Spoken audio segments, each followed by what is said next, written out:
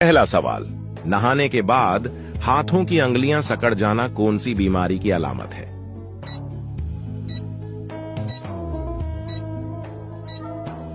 सही जवाब है डिहाइड्रेशन की। अगला सवाल, हाथ और पांव की रगें नजर आना किस चीज की अलामत है?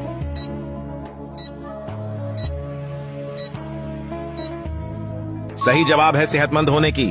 अगला सवाल, हदीस के मुताबिक कौन सी सब्जी 40 दिन में एक बार जरूर खानी चाहिए?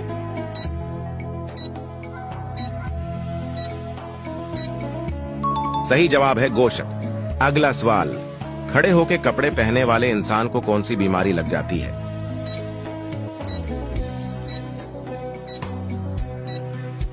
सही जवाब है कोई भी नहीं। अगला सवाल, कौन सी सब्जी खाने से इंसान का दिल नरम हो जाता है?